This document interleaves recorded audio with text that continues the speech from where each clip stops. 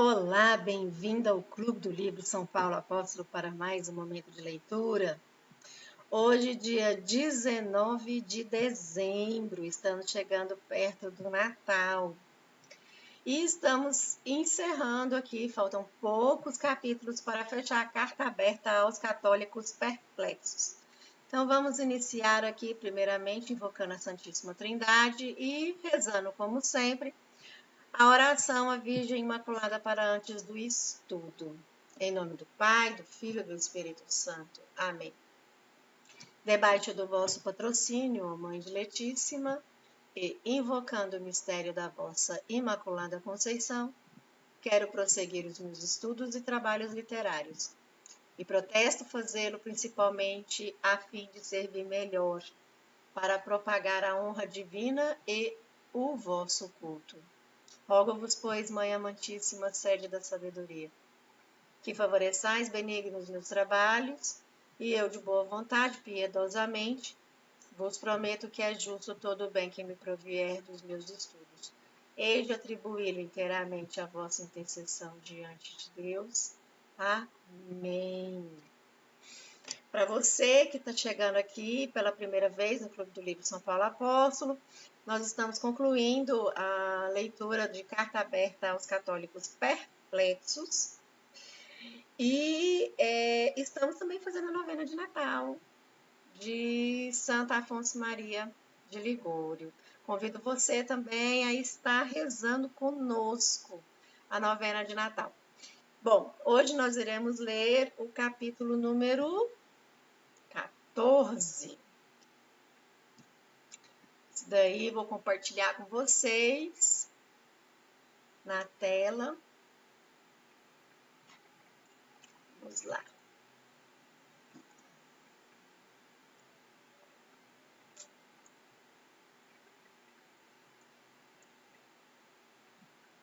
Deixa eu tentar ajustar aqui para vocês conseguirem ver. Estão conseguindo ver, meus caros? Acho que sim, né? Ai, bom. Carta aberta aos católicos perplexos, capítulo 14. Vamos lá. A aproximação que eu faço da crise da Igreja com a Revolução Francesa não é uma simples metáfora. Nós estamos na continuidade dos filósofos do século XVIII e do transtorno que suas ideias provocaram no mundo. Os que transmitiram esse veneno à Igreja são os mesmos a confessá-la. É o cardeal Suenes exclamando: o Vaticano II é o 1789 da Igreja. E acrescentava, entre outras declarações desprovidas de precauções oratórias: não se compreende nada da Revolução Francesa ou Russa se ignora o antigo regime ao qual elas puseram fim. Igualmente, em matéria eclesiástica, uma reação não se julga senão em função do estado de coisas que a precedem. O que precedeu e que ele considerava como devendo ser abolido é o maravilhoso edifício hierárquico que tinha no seu cimo o Papa, vigário de Jesus Cristo sobre a terra. O Concílio Vaticano II marcou o fim de uma época. Por menos que se recue, ele marcou mesmo o fim de uma série de épocas, o fim de uma era. O padre Congar, um dos artífices das reformas, não falava de outra maneira. A Igreja fez pacificadamente sua Revolução de Outubro. Plenamente consciente, ela notava: a Declaração sobre a Liberdade Religiosa diz, materialmente, o contrário dos silabos.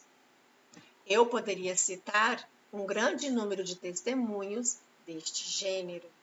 Em 1976, o padre Galindo, um dos chefes de fila do Centro Nacional de Pastoral Litúrgica, não deixava nenhuma ilusão àqueles que querem ver no novo ordo alguma coisa um pouco diferente do rito que era universalmente celebrado até então, mas nada de fundamentalmente chocante. A reforma decidida pelo Segundo Concílio do Vaticano deu o sinal do degelo. Laços inteiros de muralha desabam. Que não haja engano a respeito. Traduzir não é dizer a mesma coisa com outras palavras. É mudar a forma. Se as formas mudam, o rito muda. Se muda um elemento, a totalidade significativa é modificada. É preciso dizer, sem circunlóquios, o rito romano, tal como nós o conhecemos, não existe mais. Foi destruído. Os católicos liberais estabeleceram verdadeiramente um Estado revolucionário. Eis que líamos no livro de um deles. O senador do Doubs, Prelote, lutamos durante 1 século e meio para fazer prevalecer nossas opiniões no interior da igreja e não tivemos êxito. Enfim, chegou o Concílio Vaticano II e triunfamos. Doravante, as teses e os princípios do catolicismo liberal foram definitiva e oficialmente aceitos pela Santa Igreja. É por meio da obliquidade deste catolicismo liberal que a revolução se introduziu, sob o pretexto de pacifismo, de fraternidade universal. Os erros e os falsos princípios do homem moderno penetraram na igreja e contaminaram o clero, graças a papas liberais e ao favor do Vaticano II. Uma vez que há um momento em que é preciso saber repor as coisas no devido lugar, eu lembrarei que não era refratário à reunião de um concílio ecumênico em 1962. Pelo contrário, eu o saudei com uma grande esperança. Testemunho disto hoje é uma carta que eu endereçava em 1963 aos padres do Espírito Santo e que foi publicada numa de minhas obras precedentes. Nela eu escrevia: digamos sem hesitação que certas reformas litúrgicas eram necessárias e que é desejável que o concílio continue neste caminho. Eu reconhecia que se impunha uma renovação para pôr fim a uma certa esclerose que provinha do fato de se haver cavado um fosso entre a oração, acantonada nos limites dos lugares de culto, e a ação, a escola, a profissão, a cidade. Nomeado pelo Papa membro da Comissão Central Preparatória, participei de seus trabalhos com assiduidade e entusiasmo. Durante os anos que duraram, a Comissão Central estava encarregada de verificar e examinar todos os esquemas preparatórios que proviam de comissões especializadas. Eu estava bem colocado, pois, para saber o que tinha sido feito, o que devia ser examinado e o que devia ser apresentado à Assembleia. Este trabalho era conduzido com muita consciência e perfeição. Possuo 72 esquemas preparatórios. Neles, a doutrina da Igreja é absolutamente ortodoxa. Estão adaptados de uma certa maneira à nossa época, mas com muita moderação e sabedoria. Tudo estava preparado para a data anunciada e, a 11 de outubro de 1962, os padres tomavam lugar na nave da Basílica de São Pedro, em Roma. Mas houve um acontecimento que não tinha sido previsto pela Santa Sé. O concílio, desde os primeiros dias, foi invadido pelas forças progressistas. Nós o experimentamos, sentimos. E quando digo nós, eu entendo a maioria dos padres do concílio naquele momento. Tivemos a impressão de que se passava alguma coisa de anormal. E esta impressão se confirmou rapidamente. 15 dias depois, 15 dias após a sessão de abertura, não restava mais nenhum dos 72 esquemas. Tudo havia sido recambiado, rejeitado, lançado ao cesto. Isso se produziu da seguinte maneira: tinha sido previsto no regulamento do concílio que eram precisos 2/3 dos votos para rejeitar um esquema preparatório. Ora, quando se procedeu ao sufrágio, houve 60% contra os esquemas e 40% a seu favor. Por conseguinte, os opositores não obteriam os 2/3 e, normalmente, o concílio deveria desenrolar-se a partir desses trabalhos preparatórios. É então que se manifestou uma organização poderosa, muito poderosa, posta em ação por cardeais das margens de Reno, com todo um secretariado, exatamente no momento oportuno. Eles foram ter com o Papa João XXIII, dizendo-lhe: é inadmissível, Santíssimo Padre. Querem fazer-nos estudar esquemas que não tiveram a maioria e obtiveram ganho de causa. O imenso trabalho realizado foi posto à parte. A Assembleia se encontrou de mãos vazias, sem nenhuma preparação. Que presidente de conselho administrativo, por pequena que seja a sua sociedade, aceitaria ocupar o seu lugar sem ordem do dia, sem dossiê? Contudo, foi assim que o concílio começou. Depois, houve a questão das comissões conciliares, que seria precisa nomear.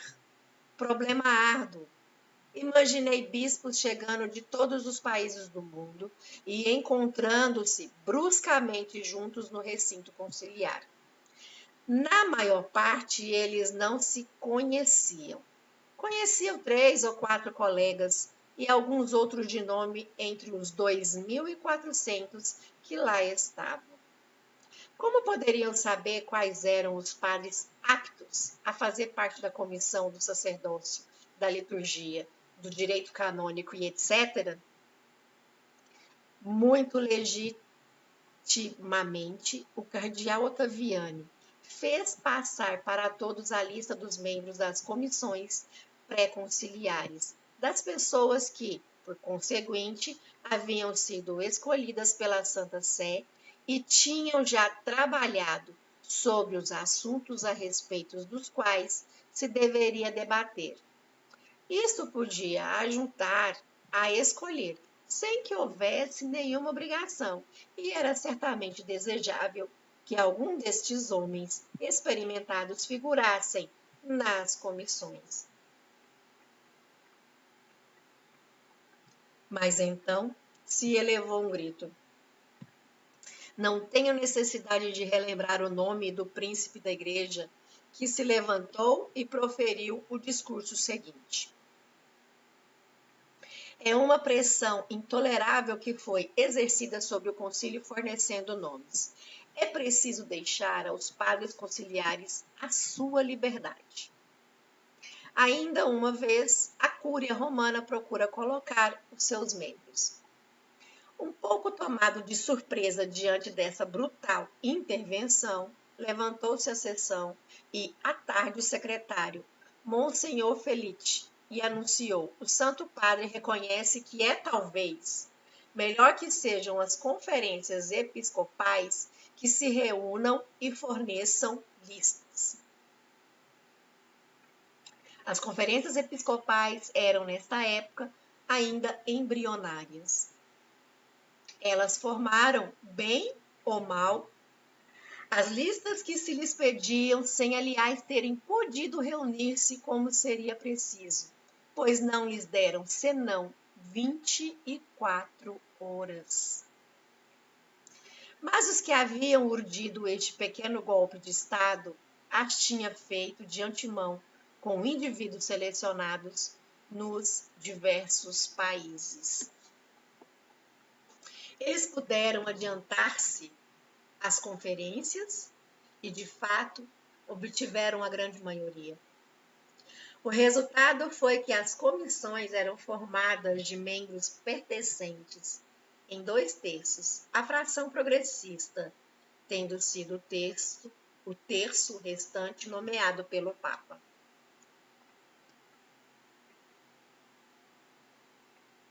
Dos novos esquemas proveio logo uma orientação inteiramente diferente da dos primeiros.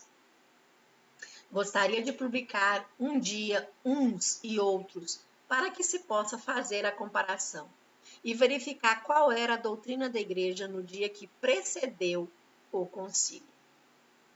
Quem possui alguma experiência das assembleias civis ou clericais compreenderá em que situação se encontravam os padres. Destes novos esquemas, bem se podiam modificar algumas frases. Algumas proposições, a modo de emendas, não se podia mudar o essencial. As consequências serão graves. Um texto distorcido, na sua origem, jamais se corrige inteiramente. Conserva a marca de seu redator e do pensamento que o inspira. O concílio, desde este momento, estava orientado. Um terceiro elemento contribuiu para dirigi-lo no sentido liberal. Em lugar dos 10 presidentes que João XXIII havia nomeado, o Papa Paulo VI instituiu para as 2 últimas sessões 4 moderadores, sobre os quais o mínimo que se pode dizer é que eles não foram escolhidos dentre os cardeais mais moderados. Sua influência foi determinante sobre a massa dos padres conciliares. Os liberais formavam uma minoria, mas uma minoria atuante, organizada, apoiada por uma pleiade de teólogos modernistas, dentre os quais se encontravam todos os nomes que não cessaram de mandar e desmandar, como Leclerc, Murphy, Congar, Hanner, Kung, Schillebeck, Bisset, Cordonel, Chen. Que se pense na produção enorme dos impressos do IDOC, o Centro de Informações holandês, subvencionado pelas conferências episcopais alemã e neerlandesa, que pressionava a todo instante os padres a agirem no sentido esperado pela opinião internacional, criando uma sorte de psicose neste particular. Não se devia decepcionar a expectativa do mundo que esperava ver a Igreja aderir a seus pontos de vista. Os instigadores desse movimento estavam em condições favoráveis de exigir instantaneamente a adaptação da Igreja ao homem moderno, ou seja, ao homem que quer libertar-se de tudo. Eles se prevaleciam de uma igreja esclerosada, inadaptada e potente, batiam a mão no peito de seus predecessores. Os católicos eram apresentados como tão culpados pelas divisões de outrora como os protestantes e os ortodoxos. Deviam pedir perdão aos irmãos separados. presentes em Roma, onde estes tinham sido convidados em grande número a participar dos trabalhos. A igreja da tradição era culpada de suas riquezas, de seu triunfalismo. Os padres do concílio se sentiam culpados de estar fora do mundo, de não ser do mundo. Eles já não se envergonhavam de suas insígnias episcopais. Eles já se envergonhavam de suas insígnias episcopais. Desculpem. Em breve, eles se envergonhariam mesmo de aparecer de batina. Esta ambiência da liberação deveria apoiar-se logo de todos os domínios. O espírito colegial iria ser um manto de Noé que se lança sobre a vergonha de exercer uma autoridade pessoal tão contrária à mentalidade do homem do século XX, digamos. O homem liberal, a liberdade religiosa, o ecumenismo, a pesquisa teológica, a revisão do direito canônico atenuariam o triunfalismo de uma igreja que se proclamava a única arca da salvação. Como se diz que há pobres envergonhados, houve bispos envergonhados, nos quais se influenciava, dando-lhes má consciência. É um processo que foi empregado em todas as revoluções. Os efeitos estão inscritos em muitas passagens das atas do concílio. Que se releia este respeito o começo do esquema. A igreja do mundo deste tempo, sobre a mutação do mundo moderno, o movimento acelerado da história, as condições novas que afetam a vida religiosa, a predominância das ciências e das técnicas. Como não ver nesses textos a expressão do mais puro liberalismo? Nós poderíamos ter tido um concílio esplêndido, tomando como mestre nesse assunto o Papa Pio XII. Não creio que haja um problema do mundo moderno, da atualidade, que ele não tenha resolvido com toda a sua ciência, toda a sua teologia e toda a sua santidade. Ele lhes deu uma solução quase definitiva, tendo verdadeiramente visto as coisas sob o ângulo da fé. Mas não se podia vê-los assim, no momento em que se recusava a fazer um concílio dogmático. O Vaticano II é um concílio pastoral. João 23 o disse. Paulo VI repetiu. No correr das sessões, quisemos várias vezes fazer definir noções. Foi-nos respondido. Mas não fazemos aqui dogmatismo, não fazemos filosofia, fazemos pastoral. Que é a liberdade? Que é a dignidade humana? Que é colegialidade? É, se reduzido a analisar indefinidamente os textos para saber o que é preciso entender. Por isso, e não se chega senão a aproximações, pois os termos são ambíguos. E isso não por negligência ou por acaso. O padre Schillebeck o confessou. Nós introduzimos termos equívocos no concílio e sabemos o que daí tiraremos depois. Estas pessoas sabiam o que faziam. Todos os outros concílios que ocorreram no decurso dos séculos eram dogmáticos. Todos combateram erros. Ora, sabe Deus se havia erros a combater em nosso tempo? Um concílio dogmático teria sido dos mais necessários. Eu me lembro do cardeal Muizinski a dizer-nos, mas fazei então um esquema sobre o comunismo. Se há um erro que é grave hoje e que ameaça o mundo, é certamente ele. Se o Papa Pio XI creu dever escrever uma encíclica sobre o comunismo, seria igualmente bem útil que nós, aqui, reunidos em assembleia plenária, consagrássemos um esquema a esta questão.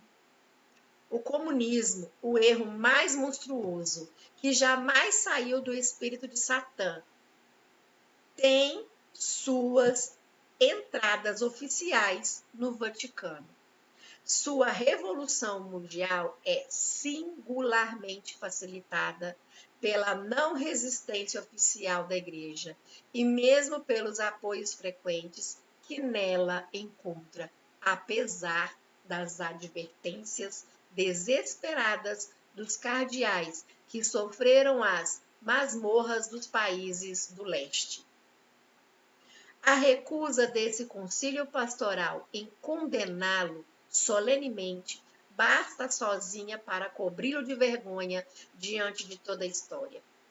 Quando se pensa nas dezenas de milhões de mártires, nos cristãos e nos dissidentes despersonalizados cientificamente nos hospitais psiquiátricos, utilizados como cobaias para as experiências. E o concílio pastoral se calou.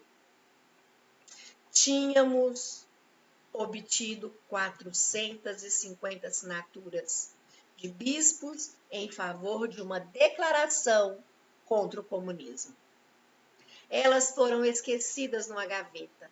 Quando o relator da Gaudium et Spes respondeu às nossas perguntas, ele nos disse: houve 2 petições para solicitar uma condenação do comunismo. 2? Exclamamos nós. Há mais de 400. Eu não estou a par disto. Feitas as buscas, elas foram encontradas, mas demasiado tarde.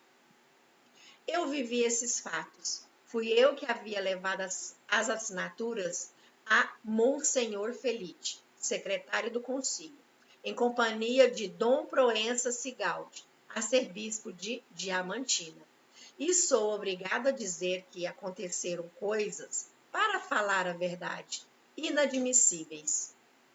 Não o faço para condenar o concílio e não ignoro que isto influencie na perplexidade de muitos católicos.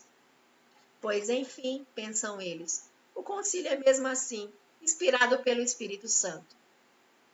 Não necessariamente. Um concílio pastoral não dogmático é uma pregação que por si não compromete a falibilidade. Quando pedimos a Monsenhor Felice, no fim das sessões, não poderíeis dar-nos o que os teólogos chamam a nota do concílio? Ele respondeu: é preciso distinguir, segundo os esquemas, os capítulos, os que já são objeto de definições dogmáticas no passado. É preciso fazer reservas. Portanto, o Vaticano II não é um concílio como os outros, e é por isso que nós temos o direito de julgá-lo, com prudência e reserva. Eu aceito no concílio e nas reformas tudo o que está em plena concordância com a tradição. A obra que fundei prova isso amplamente. Nossos seminários, em particular, correspondem perfeitamente aos desejos expressos pelo concílio e a ratio fundamentalis da Sagrada Congregação para o ensino católico. Mas é impossível pretender que somente as aplicações pós-conciliares são más. As rebeliões de clérigos, as contestações da autoridade pontifícia, todas as extravagâncias da liturgia e da nova teologia, o esvaziamento das igrejas, nada teriam então a ver com o concílio, como se afirmou ainda bem recentemente? Ora essa, tudo isso é fruto dele. Eu compreendo, ao dizer isso, que não faço senão aumentar, leitores inquietos, vossa perplexidade. E não obstante, nessa balbúrdia brilhou uma luz própria a reduzir a nada os esforços do mundo para levar a cabo a destruição da Igreja de Cristo. O Santo Padre proclamou, a 30 de junho de 1968, sua profissão de fé.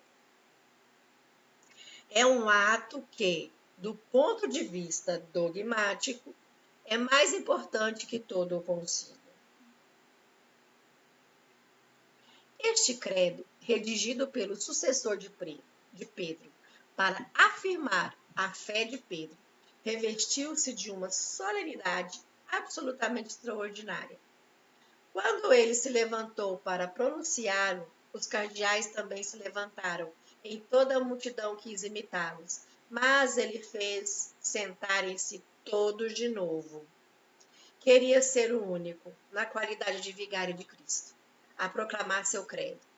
E o fez com as palavras mais solenes, em nome da Santíssima Trindade, diante dos santos anjos e de toda a Igreja. Por conseguinte, ele praticou um ato que engajava a fé da Igreja. Temos, assim, essa consolação e essa confiança de sentir que o Espírito Santo não nos abandonou. Pode-se dizer que a Arca da Fé, tomando seu ponto de apoio no Concílio Vaticano I, reencontra um novo ponto de apoio na profissão de fé de Paulo VI. Em nome do Pai, do Filho e do Espírito Santo. Amém. A vossa proteção recorremos, Santa Mãe de Deus. Não desprezeis as nossas súplicas e nem nossas necessidades, mas livrai-nos sempre de todos os perigos, ó Virgem gloriosa e bendita. Amém. Em nome do Pai, do Filho e do Espírito Santo. Amém. Vejo vocês no próximo vídeo para lermos o capítulo número 15. Até lá!